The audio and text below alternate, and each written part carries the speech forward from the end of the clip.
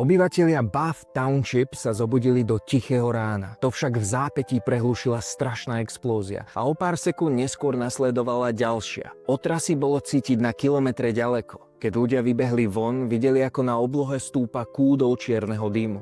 Najprv si mysleli, že ide o požiar na farme, ale čoskoro sa rozšírila informácia, že explózia doslova vymazala z povrchu zemského miestnu školu. Budova plná detí sa zrútila v zlomku sekundy. Mohutná tlaková vlna ju zvnútra rozmetala doslova na kusy. Výbuch bol taký silný, že deti vyhadzovalo cez okná. Chaos, krik, všade bol prach. A desiatky rodičov, ktorí nechápali, ako sa také niečo mohlo stať. A uprostred toho všetkého prichádza na scénu muž. Vystúpi z auta, pokojný, ako by sa nič nestalo. A vo chvíli, keď k nemu pribehne jeho politický rival, muž vyťahuje zbraň. Nasleduje ďalšia rana. Tentoraz z jeho vlastného auta. Bolo naplnené klincami, skrutkami a iným šrapnelom, ktorý rozmetala nastražená výbušnina. Smrť zasiahla každého, kto stal príliš blízko. Až neskôr sa ukázalo, že ten muž, Andrew Kehoe, toto všetko plánoval viac než rok. On nastražil výbušniny.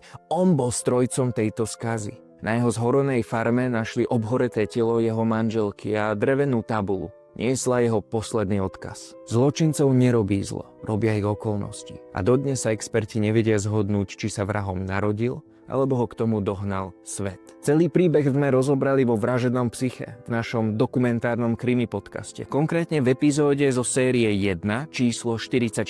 Táto epizóda má názov Muž, ktorého vedela utíšiť iba Nelly. Konanie páchateľa sme analyzovali spolu s mojím starým otcom, forenzným psychiatrom, doktorom Svetozárom Drobom.